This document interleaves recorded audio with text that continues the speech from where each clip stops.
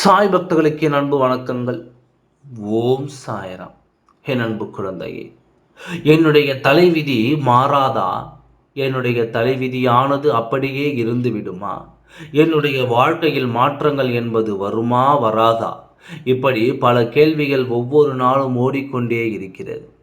ஒரே கேள்வி ஓடினால் பரவாயில்லை, பலவிதமான கேள்விகள் உனக்குள் ஓடிக்கொண்டே இருக்கிறது. உன்னுடைய அனைத்து கேள்விகளுக்கும் பதில் அளிக்கத்தான் வந்திருக்கிறேன். உன்னுடைய வாழ்க்கையில் நிறைய பிரச்சனை, நிறைய சந்தோஷங்களும் எல்லாம் கலந்து கலந்து வருகிறது. எதை ஞாபகம் வைத்துக் கொள்வதே என்று தெரியவில்லை. சந்தோஷமாக இருக்கும் பொழுது திடீரென்று ஒரு கவலை வருகிறது, திடீரென்று ஒரு சந்தோஷம் வருகிறது. எதை ஞாபகம் வைத்துக் கொள்வது? எல்லாமே பிரச்சனை தானே என்று நினைக்கிறேன். என்னுடைய குழந்தையே, உன் விதி மாறாதா என்று நினைக்கிறாய். எப்பொழுதுமே தெய்வமானது உன்னுடைய தலையெழுத்தில் விதி என்ன விதியோ அது எளிதுதான் அனுப்பும். அது நீ வேண்டும் தெய்வத்தின் வழிபாடு கொடுத்து சில சமயங்கள் மாறும். நீயும் அதிகமாக தெய்வத்தை வழிபடுகிறாய். உன்னுடைய வாழ்க்கையில் பாதி நேரத்தை நீ உன் வீட்டு பூஜை அறையில் தான் செலவு செய்கிறாய் என்றால், எந்த ஒரு விதத்திலாவது ஏதாவது ஒரு தெய்வமாவது மனமிறங்கி என்னுடைய வாழ்க்கை சரி செய்து விடாதா என்று நீ பாதி நேரம் பூஜை அறையிலும் கோவிலில் இருந்து உறவினர் வீட்டுக்கு கூட அவ்வளவு சந்தோஷமாக செல்லவில்லை. ஆனால் என்னுடைய ஆலயத்திற்கு மட்டும் மற்ற தெய்வத்தினுடைய ஆலயத்திற்கும் செல்லும் பொழுது திருப்திகரமாக செல்கிறாய். ஏன் தெரியுமா? உன் கஷ்டங்கள் அனைத்தையும் போக்கிவிடுவோம் என்ற நம்பிக்கையுடன் வருகிறாய்.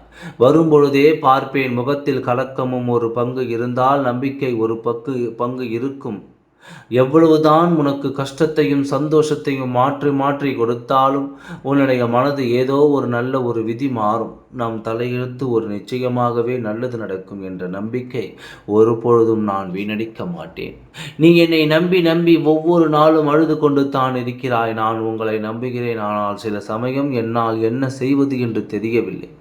இப்படியும் சொல்கிறாய், என்னுடைய குழந்தையே, வாழ்க்கையில் நிறைய பிரச்சனைகளை தாண்டித்தான் இப்பொழுது வந்து கொண்டிருக்கின்றேன். சரிதான், அதனால் எல்லா பிரச்சனைகளும் முடிந்துவிட்டது. சீக்கிரமாகவே உன் வாழ்க்கையில் பெரிய சந்தோஷம். எனக்கு இது வேண்டும் அது வேண்டும் அப்படி அந்த மாதிரி சந்தோஷங்களை சொல்லவில்லை. நிரந்தரமாக உன்னாலே அனைத்தும் உருவாகும் வகையில் ஒரு சந்தோஷம். இதுவரை அடுத்தவர்களிடம் எதுவாக இருந்தாலும் கேட்டு பெற்றாய். ஆனால் இதற்கு பிறகு உன் வாழ்க்கையில் அனைத்தையுமே நீயாகவே பெற்றுக்கொள்வாய்.